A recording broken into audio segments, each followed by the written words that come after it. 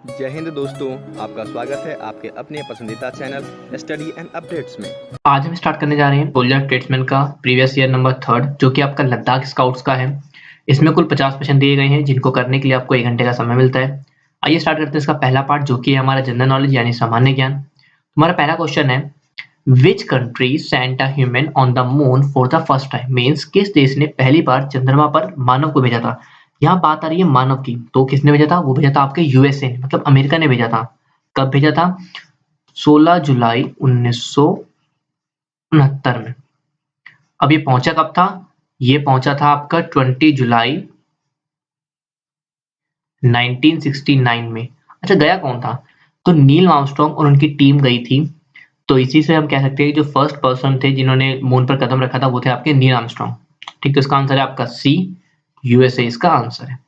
आइए बढ़ते हैं हमारे सेकंड क्वेश्चन तरफ जो कि है हमारा how many kinds of Indian armed forces are there. Means India में कितनी आर्म्ड फोर्सेस हैं? तो इंडिया में आपके पास 3 आर्म्ड फोर्सेस हैं।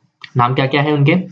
आपके Indian army, Indian navy and Indian air force. ये आपकी 3 इंडियन आर्म फोर्सेस हैं। तो इसका आंसर है आपका ए, 3 इसका आंसर है। आइए बढ़ते हैं हमारे थर्ड क्वेश्चन तरफ जो कि है हमारा eight which place is national defence academy located. Means NDA, इसकी शॉर्ट फॉर्म एनडीए भी है। कहाँ पे एनडीए लोकेटेड है? तो एनडीए आपका लोकेटेड है खड़कवासला में। अभी खड़कवासला कहाँ है? खड़कवासला आपका पुणे मतलब महाराष्ट्र में पड़ता है। इसको स्टेबलाइज किया गया था 7 दिसंबर 1954 में। It is the first tri service academy in the world. मतलब तीनों सेनाओं में जो अपनी प्रैक्टिस देता है वह पहली एकेडमी थी पूरे वर्ल्ड में। तो इसका आंसर है आपका डी, खड़कवासला इसका आंसर है। आइए बढ़ते हैं हमारे चौथे क्वेश्चन पर जो कि है हमारा when did India do its first nuclear test. Bharat ने अपना पहला परमाणु परीक्षण कब किया था? तो इसका आंसर आपको पता होना चाहिए। ये आपका किया था 18 मई 1974 में। ठीक, अच्छा कहाँ किया गया था?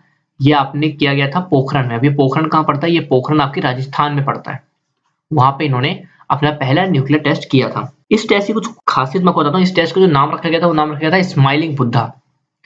मतलब स्माइलिंग बुद्धा इसका नाम रखा गया था। तो क्वेश्चन आता है कि इसका नाम स्माइलिंग बुद्धा क्यों रखा गया था? उसका रीजन ये था क्योंकि यहाँ पे बुद्ध पूर्णिमा के दिन हुआ था ये, इसलिए इसका नाम स्माइलिंग बुद्धा रखा गया था। ठीक है, तो इसका आंसर है आपका सी, 18 मई 1974 को ये हमारा पहला न्यूक्लियर टेस्ट हुआ था। आइए बढ़ते हैं हमारे पांचवें क्वेश्चन में जो कि है हमारा the corps of military police central and school is situated at. कहाँ पे है? ये है आपका बैंगलोर में। ये 1939 में एक्टिव हुआ था। तो ये आपका बैंगलोर में है। इसका आंसर है आपका डी, बैंगलोर। आइए बढ़ते हैं हमारे छठे क्वेश्चन पर जो कि है हमारा Newton is the name of famous. Newton क्या है? न्यूटन किसका नाम है? न्यूटन आपके एक साइंटिस्ट है। इनका आपने थोड़ी पढ़ रखी होगी। लॉ ऑफ मोशन, न्यूटन के 3 लॉ थे, first law, second law, third law. इसी तरीके से न्यूटन का लॉ ऑफ ग्रेविटेशन, ऐसे के सारे लॉ इन्होंने दिए थे। तो न्यूटन क्या थे? आपके एक साइंटिस्ट। तो इसका आंसर है आपका बी, साइंटिस्ट। आइए बढ़ते हैं हमारे सातवें क्वेश्चन पर जो कि है हमारा what did John Boyd Dunlop invented. John Boyd Dunlop ने क्या इन्वेंट किया था? उन्होंने आविष्कार किया था आपका न्यूमेटिक रबर टायर का। ठीक, कब किया था? ये उन्होंने किया था 1888 में। इसको आविष्कार किया कैसे था? इसको उन्होंने आविष्कार किया था, ये इन्होंने अपने बेटे के साइकिल की अगले पहिए में रबर टायर लगाई थी। ये कहाँ से थे? ये स्कॉटलैंड, मतलब स्कॉटिश थे ये। इसका आंसर है आपका ए, न्यूमेटिक रबर टायर। आइए बढ़ते हैं हमारे आठवें क्वेश्चन पर जो कि हमारा J K Rowling has penned which of the following books. J K Rowling जो आपके एक राइटर हैं, फेमस राइटर हैं, इन्होंने कौन सी बुक इनमें से लिखी है? तो Harry Potter and the Order of Phoenix. Harry Potter की ऑर्डर ऑफ फाइनिक्स इन्होंने लिखी है। अभी लिखी कब थी? इन्होंने इसको 2003 में लिखा था और यह हैरी पॉटर की 5वीं सीरीज थी। तो इसका आंसर आपका D, Harry Potter and the Order of Phoenix. आइए बढ़ते हैं हमारे 9th क्वेश्चन तरफ जो कि है हमारा how many articles are there in Indian constitution. उसने पूछा इंडियन कॉन्स्टिट्यूशन में कितने आर्टिकल्स हैं। तो इंडियन कॉन्स्टिट्यूशन में आपके पास 395 आर्टिकल्स हैं। मैं पूरा बताऊं तो 395 आर्टिकल्स, 22 पार्ट्स एंड 8 शेड्यूल्स, ये आपके इंडियन कॉन्स्टिट्यूशन में है। ये तब की बात है जब आपका 26 जैन 1950 को हमारा कॉन्स्टिट्यूशन लागू हुआ था। बट अगर मैं बात करूं प्रेजेंट की, मतलब अगर मैं बात करूं करंट की, तो करंट में क्या है हमारे पास? करंट में जो आर्टिकल्स हैं वो है आपके पास 448 आर्टिकल्स हैं, ये भी आपको पता होना चाहिए। करंट में कितने हैं क्या पता पूछ लिया जाए।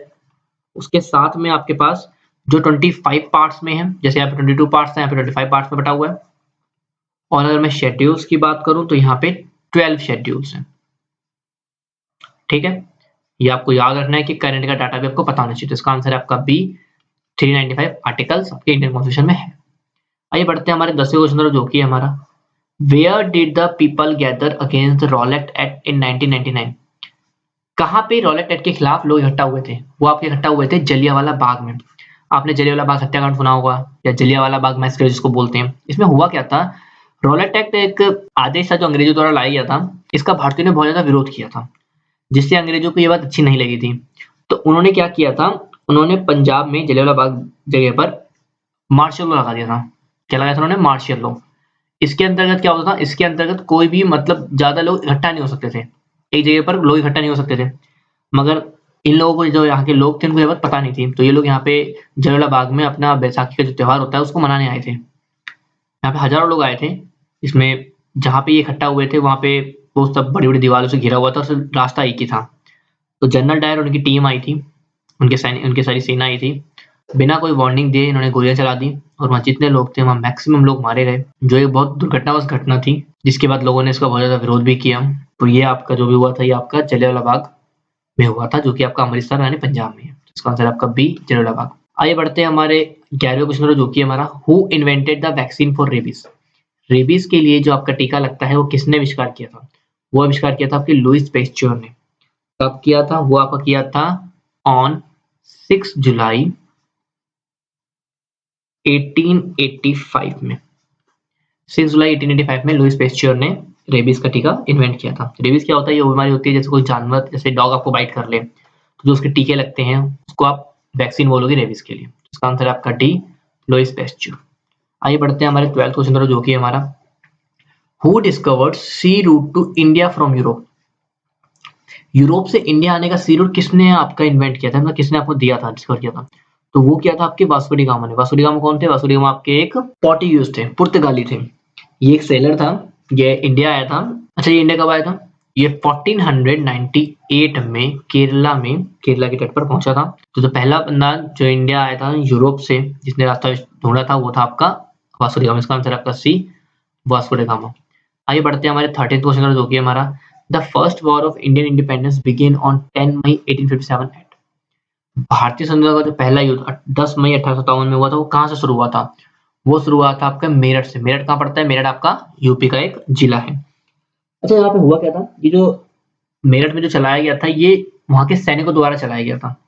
अब इसमें हुआ क्या था, इसमें कुछ ऐसा सा हुआ था कि कुछ अफवाहें फैली थी। जैसे आपने उस टाइम पे भी पढ़ा होगा कि जो कारतूस का वो इस्तेमाल करते, कार्ट्रिज का, उसमें जो उसको खींचने के लिए, चालू करने के लिए कुछ खींचना पड़ता था, उसको मुंह से खींचना पड़ता था। और ऐसा अफवाह फैली या रियलिटी थी, इसको हम श्योरिटी नहीं कह सकते हैं। वो ये फैला गया था कि उसको बनाने के लिए जिसका इस्तेमाल होता है उसमें गाय और सूअर की चर्बी का इस्तेमाल किया जा रहा है। तो ये तो दोनों चीज बेकार है, क्योंकि हिंदू और मुस्लिम दोनों ही थे सैनिक में उस टाइम पे, अंग्रेजी सेना में। तो इन दोनों के लिए ये पवित्र और किसी के लिए सही नहीं थी। तो लोगों ने, सैनिकों ने इसका विरोध किया, जिसके कारण एक बगावत की चिंगारी सी फैल गई थी। धीरे धीरे ये और पूरे भारत में फैली, और इसको हम फर्स्ट वॉर ऑफ इंडिपेंडेंस बोलते थे। 1857 का जो रिवॉल्ट हुआ था उसको हम फर्स्ट वॉर ऑफ इंडिपेंडेंस बोलते थे। तो इसका आंसर आपका सी, मेरठ, इसका आंसर। आइए बढ़ते हैं हमारे 14th क्वेश्चन जो कि हमारा, who is the author of आईने अकबरी? आईने अकबरी के ऑथर कौन थे? आईने अकबरी कौन थी, क्या थी? आईने अकबरी अकबर की जीवन रेखा थी, मतलब उसका कैसा एडमिनिस्ट्रेशन था उसके ऊपर लिखी गई थी। लिखी किसने थी? इसको लिखा था अबू फजल ने। ठीक है। अच्छा, इसको मतलब कब लिखा गया था? तो ये लमसम 1519 के दशक में लिखी गई थी, और यह कुल 5 पार्ट्स में थी, मतलब 5 बुक्स में इसको डिवाइड किया गया था, इस पूरी आईने अकबरी को। इसका आंसर है आपका डी, अबुल फजल ने आईने अकबरी लिखी थी। आइए बढ़ते हैं हमारे 15th क्वेश्चन जो कि है हमारा, हु इन्वेंटेड एक्सरे? एक्सरे को किसने इन्वेंट किया था? तो एक्सरे को इन्वेंट किया था आपके विलियम कॉन्रेड रॉयंगटन ने। कब किया था? ये आपने किया था 1895 में। ठीक है। कैसे? ये अपने कैथोड रे से, ये क्या कर रहे थे, इन्होंने कैथोड रे ग्लास से पास किया, और कुछ एक वहां पे हैवी पेपर दिखा गया, हैवी मेटल सा दिखा गया, तो जिसके कारण क्या कहते हैं, यहाँ पे एक्सरे का इन्होंने इन्वेंट किया था इस तरह। तो उसका आंसर आपका ए, विलियम कॉन्रेड रॉयंगटन। यहाँ आपका पहला पार्ट जनरल नॉलेज यानी सामान्य ज्ञान का खत्म होता है। दोस्तों, यदि आप अग्निवीर की तैयारी कर रहे हैं और आपको फ्री पीडीएफ चाहिए तो बिल्कुल उपलब्ध है। आप इसे फ्री में डाउनलोड कर सकते हैं अपने फ़ोन के द्वारा, लैपटॉप के द्वारा। कैसे करेंगे? आपको क्या करना है, अग्निवीर पीडीएफ पे क्लिक करना है। पीडीएफ पे क्लिक करते ही आपको ये पेज खुल जाएगा। इस पेज में आप आएंगे, जैसे ट्रेडमैन का डाउनलोड करना है ना, तो ट्रेडमैन पे चलेंगे। देखिए, tradesman, Agniveer tradesman 8th and 10th base PDF. यहाँ पर दो चीज़ दिया गया है, एक प्रैक्टिस सेट का दिया गया है, ठीक है, जो कि ऑनलाइन मॉक टेस्ट है, और दूसरा आपका पीडीएफ का दिया गया है। तो आपको पीडीएफ वाले पे क्लिक करना है। जैसे ही आप इस पे क्लिक करेंगे, ये आपको इस प्रकार से खुल जाएगा, ठीक है।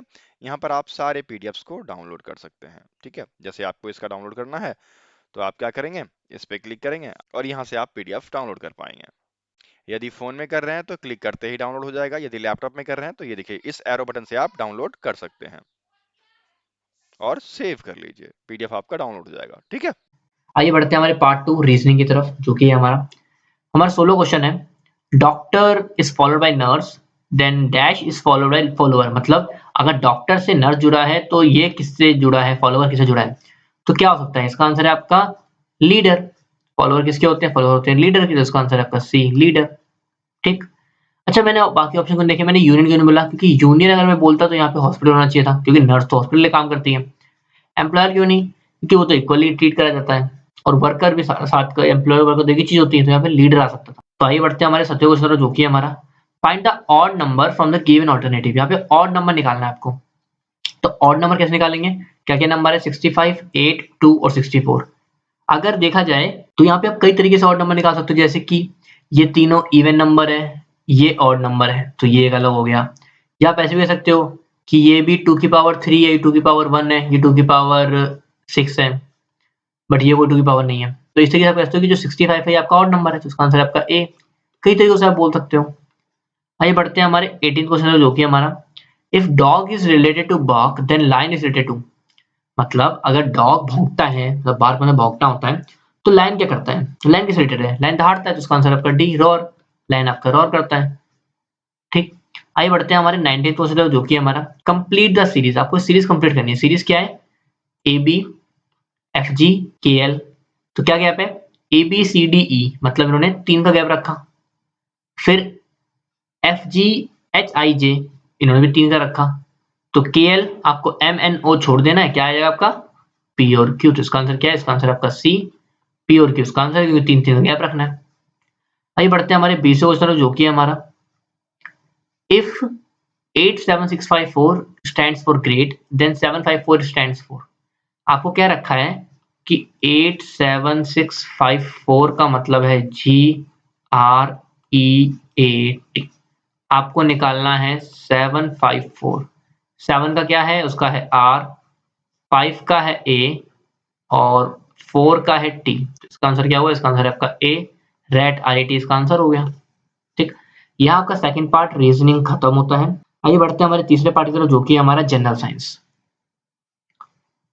तो हमारा 21वां क्वेश्चन है which blood group is called universal donor. किस रक्त समूह को यूनिवर्सल डोनर कहा जाता है? मतलब ऐसे में से कौन सा रक्त समूह है जो किसी को भी अपना ब्लड दे सकता है? तो वो है आपका ओ ब्लड ग्रुप वाला, किसी को भी, मतलब चाहे वो ए हो, बी हो, ओ हो, ए बी हो, उसको अपना ब्लड दे सकता है। इसका आंसर आपका बी, ओ आपका एक यूनिवर्सल डोनर होता है। आइए बढ़ते हैं हमारे 22nd क्वेश्चन, जो कि हमारा what is the full form of GSLV. GSLV क्या है? जीएसएलवी फुल फॉर्म होती है आपकी जियो सिंक्रोनस सैटेलाइट लॉन्च व्हीकल। ठीक है, ये तो इसकी फुल फॉर्म है। अच्छा, ये करता क्या है? तो अगर मैं आपको बताऊं ये करता क्या है, ये सैटेलाइट लॉन्चिंग में इस्तेमाल होता है। ठीक है, तो इसका आंसर है आपका A, geosynchronous satellite launch vehicle, GSLV का फुल फॉर्म है। आइए बढ़ते हैं हमारे 23वें क्वेश्चन तरफ, जो कि हमारा which vitamin is provided by sunlight to the body. Sunlight आपको कौन सी विटामिन देता है आपकी बॉडी को? सनलाइट आपको देता है विटामिन डी। इससे क्या होता है? विटामिन डी से आपकी हड्डियां मजबूत होती हैं। तो इसका आंसर है आपका बी, विटामिन डी आपको सनलाइट से मिलता है। आइए बढ़ते हैं हमारे 24th क्वेश्चन, जो कि हमारा photosynthesis happen in presence of which of the following catalyst. मतलब इनमें से किसकी उपस्थिति में फोटोसिंथेसिस होता है? यहाँ पे कैटलिस्ट बोला है, एज अ कैटलिस्ट, तो वो है आपका chlorophyll present in green leaves. ऐसे तो इन सबसे फोटोसिंथेसिस होता है, कार्बन डाइऑक्साइड के बिना फोटोसिंथेसिस नहीं होता, लाइट भी चाहिए सन की, वाटर भी चाहिए, बट यहाँ पे एज अ कैटलिस्ट बोला है। तो कैटलिस्ट मतलब किसके द्वारा हो रहा है या किसके अंदर हो रहा है? तो वो आपका क्लोरोफिल होता है, क्योंकि ग्रीन लीव्स में क्लोरोफिल होता है, इसी कारण फोटोसिंथेसिस कर पाते हैं। तो इसका आंसर है आपका D, chlorophyll present in green leaves इसका आंसर है। आइए पढ़ते हैं हमारे 25वें क्वेश्चन जो कि हमारा which part of the body is affected by hepatitis B. Hepatitis B से कौन सी ऑर्गन या कौन सी बॉडी इफेक्ट होती है? वो आपका इफेक्ट होता है लिवर। ठीक है, तो लिवर आपका इफेक्ट होता है हेपेटाइटिस बी से। इसमें होता क्या है, जो लिवर है वो अपनी फंक्शन सही से कर नहीं पाता हेपेटाइटिस बी के केस में। तो इसका आंसर आपका डी, लिवर इसका आंसर हो गया। आइए बढ़ते हैं हमारे 26वें क्वेश्चन जो कि हमारा plants inhale carbon dioxide and exhale. Plants carbon dioxide लेता है, कब लेता है? जब वह फोटोसिंथेसिस कर रहा होता है, मतलब जब अपना खाना बना रहा होता है तो उस टाइम पे प्लांट्स कार्बन डाइऑक्साइड को एक्सहेल करता है। बट जब खाना बनता है तो उसके बाद खाना बनने के बाद उसको एनर्जी मिल जाती है, बट उसके साथ एक गैस रिलीज होती है। मतलब क्या रिलीज होती है? वो रिलीज होती है आपकी ऑक्सीजन। ऑक्सीजन वो एक्सहेल करता है और वही ऑक्सीजन हम अपने डेली लाइफ में इस्तेमाल करते हैं। जो हम सांस लेते हैं उसमें ऑक्सीजन लेना होता है हमें, तो वो हमें प्लांट से मिल होती है। सी इसका आंसर है। आइए बढ़ते हैं हमारे 27वें क्वेश्चन में जो कि हमारा in how many days earth completes one revolution around the sun. कितने दिनों में पृथ्वी सूरज का एक पूरा चक्कर लगा लेती है? यहाँ पे बात हुई है रिवोल्यूशन की।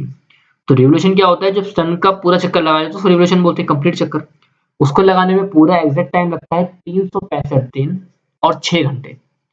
तो ऑप्शन में 365 है, तो इसका आंसर मतलब बी, आप 365 का आंसर बोल सकते हैं।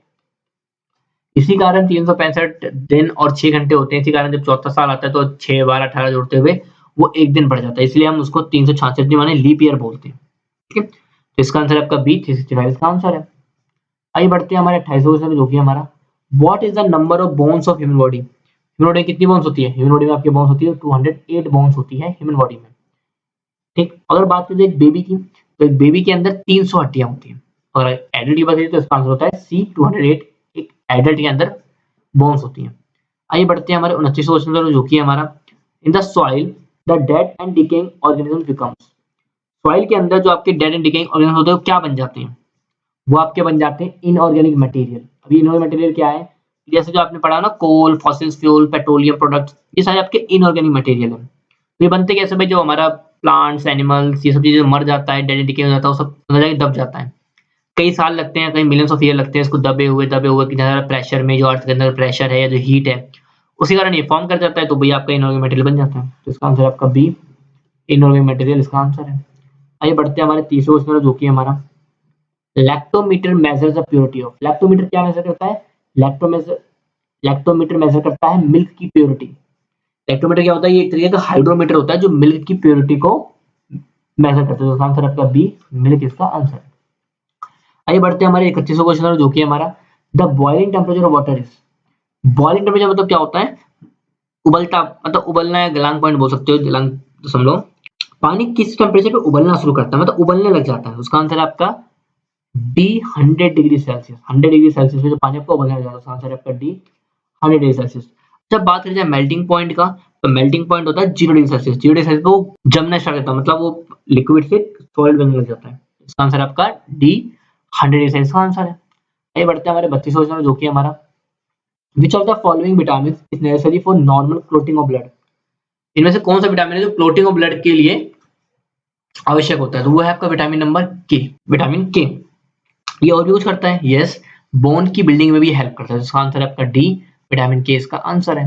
आइए बढ़ते हैं हमारे 33वें क्वेश्चन जो कि हमारा what is the full form of CNG. CNG की फुल फॉर्म क्या है? सीएनजी फॉर्म होती है कंप्रेस्ड नेचुरल गैस। अच्छा, सीएनजी क्या है? सीएनजी एक तरह का आज में फ्यूल है जो आज में बहुत ज्यादा इस्तेमाल हो रहा है। इससे क्या होता है, जो पेट्रोल डीजल गाड़ियां हैं उनके मुकाबले सीएनजी बहुत ही कम पॉल्यूशन क्रिएट करता है, तो इसी कारण लोग सीएनजी का इस्तेमाल भी बहुत ज्यादा कर रहे हैं। तो इसका आंसर आपका ए, कंप्रेस्ड नेचुरल गैस सीएनजी का फुल फॉर्म है। ये बढ़ते हैं हमारे 34th क्वेश्चन जो कि हमारा which is the largest gland in human body. Human body में सबसे लार्जेस्ट ग्लैंड कौन सी है? वो है आपकी लीवर। लीवर आपकी ह्यूमन बॉडी सबसे लार्जेस्ट ग्लैंड है। इसका आंसर आपका ए, लीवर इसका आंसर है। ये बढ़ते हैं हमारे 35वें क्वेश्चन जो कि हमारा needle of a compass always points towards which direction. मतलब जब कंपास होता है उसकी सुई कौन सी दिशा हमेशा दिखाती है? वो हमेशा आपको नॉर्थ दिखाती है। भाई कंपास अगर आप कभी भी चेक करो तो आपको जो डायरेक्शन दिखा रही है नॉर्थ है। अच्छा, अगर कंपास ने आपको दिखा दिया कि नॉर्थ आपके सामने है, तो बाकी आप अंदाजा लगा लो जो साउथ का है, ईस्ट का है, वेस्ट का है। इससे अंदाजा लगाना आसान पड़ जाता है। तो इसका आंसर आपका ए, नॉर्थ डायरेक्शन हमेशा वो दिखाती है। यहाँ आपका तीसरा पार्ट जनरल साइंस से खत्म होता है। आइए स्टार्ट करते हैं हमारा चौथा पार्ट जो कि है आपका मैथ का। तो हमारा 36वां क्वेश्चन है find the product of x + 3/4 और x + 4/3। सिंपल है, यहाँ पे फॉर्मूला लगा लेते हैं। एग्जाम्पल जो बनाना चाहूंगा x प्लस ए, आपको मैं फॉर्मूले पे समझा रहा हूँ, ऐसे तो डायरेक्ट भी कर सकता हूँ। x प्लस बी, फॉर्मूला क्या होता है, एक्स स्क्वायर प्लस में ए प्लस बी की को होल मल्टीप्लाई एक्स प्लस में ए बी। एक्स स्क्वायर का मतलब होता है एक्स का एक्स स्क्वायर रहेगा, ए के बदले में 3/4 प्लस में 4/3 मल्टीप्लाई एक्स प्लस में 3/4 मल्टीप्लाई 4/3। ऐड करूंगा तो एक्स स्क्वायर, इसको ऐड करूंगा तो आपका आंसर आ जाएगा 25x/12 प्लस में कटिंग करने पर 1, क्योंकि 3 से 3 कटेगा, 4 से 4 कटेगा। किससे मैच कर रहा है, ये आपका मैच कर रहा है डी से, तो इसका आंसर आपका डी इसका आंसर हो गया। बहुत इजी क्वेश्चन है। आइए बढ़ते हैं हमारे 37 क्वेश्चन जो कि हमारा 808, 707, 606, 505। तो यहाँ पे क्या होगा, सिंपल सी बात है, जब ऐसे सीखो चलो तो 404 इसका आंसर है। पैटर्न देखिए, 8 फर्स्ट में भी, 8 लास्ट में भी, 7 7 6 6 5 5, तो 4 और 4 भी होगा, तो इसका आंसर आपका सी 404 इसका आंसर होगा। इस सेट में जो आपको क्वेश्चन दिए गए हैं, काफी आसान क्वेश्चन दिए गए हैं। प्रीवियस ईयर आपका ये लद्दाख का है। आइए बढ़ते हैं हमारे 38 क्वेश्चन जो कि हमारा फैक्टराइज, आपको गुणनखंड करना है। किसका करना है, x की power 4 minus 2x square y square plus y की पावर 4। तो अगर सही से सॉल्व करूं तो मैं कह सकता हूं कि ये x स्क्वायर की पावर 2 है, और यहाँ पे आपका ये 2x स्क्वायर वाई स्क्वायर है, और ये आपका y स्क्वायर की पावर 2 है। तो इसका मतलब है ये क्या है, ये आपके x square minus y square के होल स्क्वायर का फॉर्मूला है। तो इसका आंसर आपका डी इसका आंसर हो गया। आइए बढ़ते हैं हमारे 39 क्वेश्चन जो कि हमारा an angle more than 90 degree is called. 90 degree से बड़े एंगल को क्या बोलते हो आप, 90 बड़े एंगल बोलते हो ऑब्ट्यूज एंगल। ठीक है, 90 से छोटा एंगल होता है आपका एक्यूट एंगल, 90 को बोलते हो राइट एंगल, 90 से बड़ा ऑब्ट्यूज एंगल, 180 को आप स्ट्रेट एंगल बोलते हो। तो इसका आंसर आपका ए ऑब्ट्यूज एंगल इसका आंसर है। आइए बढ़ते हैं हमारे 40 क्वेश्चन जो कि हमारा each angle of a square is of. Square का हर एक एंगल कितनी डिग्री का होता है, वो होता है आपके 90 डिग्री का। चाहे रेक्टेंगल हो चाहे स्क्वायर, दोनों का जो हर एक एंगल होता है वो 90 डिग्री का होता है, क्योंकि तभी तो चारों एंगल जोड़ेगा तब बनेगा 360। इसका आंसर आपका बी 90 इसका आंसर है। आइए बढ़ते हैं हमारे 41 क्वेश्चन जो कि हमारा in a trapezium one pair of opposite sides is. Trapezium क्या होता है, समलंब जो ट्रेपीजियम बात करते हो, ट्रेपीजियम फिगर कैसे मैं आपको दिखा देता हूँ। जैसे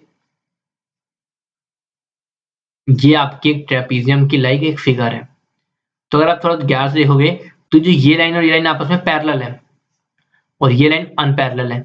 तो क्या होती है, जो आमने सामने की साइड होती है वो आपकी पैरेलल होती है, ठीक, और एक पेयर अनपेयर होता है, अनपैरेलल होता है। तो इसका आंसर आपका बी इसका आंसर है। आइए बढ़ते हैं हमारे 42वें क्वेश्चन जो कि हमारा फैक्टराइज। फिर से फैक्टराइज करना है, सिंपल है, x square minus 5x plus 6। तो यहाँ पे मैं इस्तेमाल करूंगा मिडिल टर्म स्प्लिटिंग। उसमें क्या होता है, आपको दो नंबर ढूंढने हैं जिनको मल्टीप्लाई करने पर 6 आए, प्लस माइनस करने पर 5 आए। तो मैंने ढूंढा x square minus 3x minus 2x plus 6। तो 3 टू जा होता है 6, और 3 और 2 होता है 5। x कॉमन तो x माइनस 3, माइनस का 2 कॉमन तो भी x माइनस 3। क्या बना, एक बना x माइनस 2 और एक बना x माइनस 3। किससे मैच खाता है, ये मैच खाता है आपके ए पार्ट से। इसका आंसर आपका ए इसका आंसर हो गया। आइए बढ़ते हैं हमारे 43rd क्वेश्चन जो कि हमारा what minimum sum is to be added in 1534 so that it becomes exactly divisible by 31। मतलब 1534 में मैं कौन सा नंबर जोड़ूं ताकि वो 31 से डिविजिबल हो जाए। सबसे आसान है, आप एक काम करिए, आप 31 को 1534 से डिवाइड करिए, जो रिमाइंडर आएगा वो इसमें ऐड कर दीजिए, आपका आंसर आ जाएगा। ठीक है, तो इसका आंसर क्या है, आपको जो इसका आंसर है वो है आपका 16 इसका आंसर है। तो इसका आंसर है आपका बी इसका आंसर है। ये मैं करके नहीं दिखा रहा हूँ कि बहुत आसान सा, आपको सिर्फ सिंपल डिवाइड ही करना है और बाद में ऐड कर देना है, तो इसको बहुत बड़ी बात नहीं है, आप आराम से कर सकते हैं इसको। आइए बढ़ते हैं हमारे 44 क्वेश्चन जो कि हमारा find the sum if 6 are added in it then it becomes divisible by these numbers. मतलब आपका एक नंबर दिया गया सम है, उसको अगर मैं 6 जोड़ूंगा तो वो इन सबसे डिविजिबल हो जाएगा। तो कैसे करते हैं, हम एक काम करते हैं, जो नंबर दिए गए हैं इन सबका आप निकाल लो एलसीएम। मैं आपको एक बार थोड़ा ट्रिक में बता देता हूँ, आसान पड़ जाएगा आपको सॉल्व करना। आप निकाल लीजिए इन सबका एलसीएम, चलो देखते हैं क्या निकलेगा। 3 से करते हैं 9, 2 1 12, 3 3 9, 3 6 18, फिर 3 से 3 7 4 12, फिर 3 से 1 7 4 4, फिर आपका 7 से 1 1 4 और 4, इसलिए अगर मैं 4 से कर दूंगा तो ये सब में 1 1 हो जाएगा। मल्टीप्लाई करते हैं, 3 3 जा 9, 9 3 जा 27, और तो मतलब 27 को आपको 20 7 28 से मल्टीप्लाई करूंगा तो मेरा आंसर जो आएगा वो आएगा 756। अब इन्होंने क्या कहा था, 6 ऐड करना था तब वो बनेगा ना, तो एक काम करते हैं 6 में से माइनस करिए तो मेरा आंसर आएगा 750। तो इसका आंसर क्या है आपका, इसका आंसर आपका डी 750 इसका आंसर हो गया। ठीक है, आइए बढ़ते हैं हमारे 45 क्वेश्चन जो कि हमारा age of a man is 10 times to his son, after 4 years his age becomes 4 times his son, find the age of the father। मतलब एक फादर है, मतलब एक मैन है जिसकी उम्र अपने बेटे से 10 साल है, 4 साल बाद वह बेटे की उम्र से 4 गुना हो जाएगा। आपको निकालना क्या है, एज ऑफ फादर। तो क्या करते हैं, लेट करते हैं कि जो सन की एज है वो है आपकी x, तो फादर की बनेगी कितनी, 10 टाइम्स है तो मतलब 10x हो जाएगी। 4 साल बाद, मतलब अगर मैं 4 साल ऐड करूंगा दोनों में, तो जो फादर की एज है वो सन की एज का 4 टाइम होगा, मतलब 4 यहाँ मल्टीप्लाई करना पड़ेगा मेरे को। तो 4x प्लस में 16 इज इक्वल टू में 10x प्लस में 4।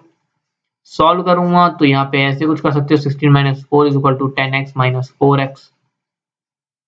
सॉल्व करने पर क्या मिलेगा, यहाँ मिलेगा आपका 12 इज इक्वल टू में 6x, x की वैल्यू 12/6 मतलब 2 ईयर। तो सन की एज कितनी होगी, 2, आपको निकालनी है फादर की, तो 10 मल्टीप्लाई 2 मतलब 20 ईयर्स आपका इसका आंसर हो जाएगा। तो इसका आंसर आपका सी 20 ईयर्स का आंसर है। आइए बढ़ते हैं हमारे 46 क्वेश्चन जो कि हमारा 10 men completes a piece of work in 20 days, then in how many days 20 men can complete the same work। अगर आप मेरी सीरीज फॉलो करते आ रहे हो तो आपको आइडिया लग गया होगा ये क्वेश्चन मैं कैसे कराता हूँ। सिंपल सी बात है, मैं यहाँ पे यूज करूंगा डायरेक्ट प्रोपोर्शन या इनवर्स प्रोपोर्शन। यहाँ पे हो क्या रहा है कि 10 आदमी अगर 20 दिन में पूरा कर रहे हैं तो 20 आदमी करने पर वो दिन हमेशा अपने आप कम हो जाएगा। तो यहाँ पे हम इस्तेमाल करेंगे, क्या कहता है हमें क्वेश्चन, कहता है कि थोड़ा सा मैं टेबल के रूप में बताता हूँ आपको। अगर 10 आदमी हैं तो 20 दिन लगते हैं, और अगर मैं आदमियों को 20 कर दूंगा तो मुझे टाइम कितना लगेगा ये निकालना है। तो यहाँ पे लगाऊंगा मैं इनवर्स प्रोपोर्शन, मतलब 10 into 20 इज इक्वल टू में 20 into में x। 20 से 20 कट गया, x की वैल्यू आ गई 10, तो कितने दिन लगेंगे, 10 दिन। तो इसका आंसर है आपका 8 डेज का आंसर है। ये बढ़ते हैं हमारे 47 क्वेश्चन जो कि हमारा in 500 student of a school there are 100 students for girls, then find the percentage of girls. हमें गर्ल्स की परसेंटेज निकालनी है। क्या कहता है, तो उसको कैसे कहते हैं कि x% of 500 is equal to 100, मतलब 500 कुछ परसेंट 100 है। मैं आपको सिंपल तरीके से बता रहा हूँ, x upon 100 multiply 500 is equal to 100। निकालना क्या है, x की वैल्यू, तो 100 इंटू 100 अपॉन पे 500, कटिंग करते हैं, डबल जीरो कटा, 5 से यहाँ कटा 20, तो कितना आ गया 20% आपका इसका आंसर हो। जिसका आंसर आपका सी इसका आंसर है। आइए बढ़ते हैं हमारे 48 क्वेश्चन जो कि हमारा 3√343 किसका रूट है ये, तो क्यूब रूट निकालना है। तो 343 किसका है, ये है आपका, चेक करते हैं, 7 से जाएगा 49 बार में, फिर 7 से जाएगा 7 बार में, 7 से जाएगा 1 बार में, पेयर बनेगा 3 का, तो इसका आंसर है आपका 7 इसका आंसर है। तो इसका आंसर है आपका ए 7 इसका आंसर है। आइए बढ़ते हैं आपके 49 क्वेश्चन जो कि हमारा काफी आसान क्वेश्चन है। क्या कहता है 5 की पावर 0 प्लस 25, किसी भी नंबर की पावर 0 का मतलब क्या होता है, नंबर मतलब होता है 1, और प्लस में 25 भी है, तो आंसर कितना हो गया 26 का आंसर हो गया। तो इसका आंसर आपका बी 26 इसका आंसर है। आइए बढ़ते हैं हमारे लास्ट क्वेश्चन है जो हमारा 550 क्वेश्चन है उसकी तरफ। तो कहता है हमारा 70% of a sum is 49, then the sum is, मतलब किसी भी सम का 70% 49 है, आपको निकालना है सम। तो कह सकते हो कि 70% of x is equal to 49, 70 upon 100 into में x इज इक्वल टू में 49, x की वैल्यू 49 इंटू में 100 अपॉन पे 70, 0 to 0 कैंसिल, 7 7 7 49, तो इसका आंसर है आपका 70 इसका आंसर हुआ। तो इसका आंसर है आपका ए 70 इसका आंसर है। तो यहाँ हमारा इंडियन सोल्जर ट्रेड्समैन का प्रीवियस ईयर नंबर 3 खत्म होता है, जो कि आपका लद्दाख स्काउट्स का था। हमने आपके लिए कुछ टेस्ट स्टार्ट कर रखी, तैयार कर रखी हैं, जिसमें आप इन क्वेश्चंस को प्रैक्टिस कर सकते हो। जो क्वेश्चन अभी आप कर रहे हो या जो भी मैंने अभी इस वीडियो में कराया है, इन्हीं क्वेश्चन को हमने दोबारा सेटअप बना के तैयार कर दिया है आपके लिए एज अ टेस्ट पेपर की तरह। तो आपने जो भी यहाँ पे समझा, जो भी आपने सीखा है, उसके थ्रू आप उसको दोबारा अटेम्प्ट करिए, आप दोबारा प्रैक्टिस करिए। सिर्फ यही नहीं, हमने पहले जितने भी प्रीवियस ईयर पहले करे हैं, जो भी हमारी जो सीरीज चलती आई थी प्रैक्टिस सेट की, उसकी भी हमने तैयार कर रखे हैं, उसका लिंक आपको डिस्क्रिप्शन में दे दिया जाएगा। आप उसको वहाँ पे जाइए, वहाँ पे उनको टेस्ट अटेम्प्ट करिए, आपकी इससे अच्छी खासी प्रैक्टिस हो जाएगी। अगर आप पीडीएफ में इंटरेस्टेड हैं, तो आपको डिस्क्रिप्शन में लिंक दे दिया जाएगा, आप वहाँ पे जाके कॉन्टेक्ट कर सकते हैं। तो मिलते हैं फिर आपसे अगली वीडियो में, तब तक के लिए नमस्कार। दोस्तों, आप सभी की सुविधाओं का ख्याल रखते हुए अग्निवीर एग्जाम के लिए ऑनलाइन मॉक टेस्ट सीरीज दिया गया है, जो कि बिल्कुल मुफ्त है। और वहां पर जाने के लिए आप studyupdates.in पे आएंगे। .in पे आने के बाद जैसे ही आप Agniveer online mock test series के पेज पर आएंगे, आपको ये सभी चीजें देखने को मिलेगी। ठीक है, इनमें से जैसे आपका ट्रेडमेन का है, तो ट्रेडमेन का आप ओपन करेंगे और देखेंगे कि आपको बहुत सारे ट्रेडमेन के ऑनलाइन मॉक टेस्ट सीरीज दिए गए हैं। जैसे चलिए मैं कोई भी सेट खोल लूं, जैसे ये आपका प्रीवियस ईयर है और मैं सेट फर्स्ट खोल लेता हूं। जैसे ही मैं इसे ओपन करूंगा, ये टेस्ट सीरीज आपको इस प्रकार से आ जाएगा। ठीक है, अब जैसे यहाँ पर पहला प्रश्न दिया गया है, who gave the slogan Swaraj is my birth right and I will have it. Swaraj मेरा जन्मसिद्ध अधिकार है और मैं इसे लेकर रहूंगा। ये नारा किसने दिया था? ये नारा बाल गंगाधर तिलक ने दिया था। ठीक है, मैं इसको सिलेक्ट करता हूं और मैंने 50 में से एक क्वेश्चन का उत्तर दिया है। ठीक है, और जैसे ही मैं नीचे जाऊंगा, नीचे सबमिट करने का ऑप्शन है। आप जितना चाहे उतने आंसर सबमिट कर सकते हैं। और सबमिट करने के बाद आप देखेंगे, जैसे ही आप इस बटन पे क्लिक करेंगे फिनिश पे, यदि आपने सही उत्तर दिया है तो आपको यहाँ पर दे देगा। जैसे मैंने एक प्रश्न का सही सही उत्तर दिया और जो सही उत्तर रहेगा उसमें आपको ग्रीन कलर आ जाएगा। ठीक है, गलत होगा तो रेड आ जाएगा। और इस प्रकार से आपको बता देगा कि आपने 100% में से कितने परसेंट मार्क्स प्राप्त किए। ठीक है।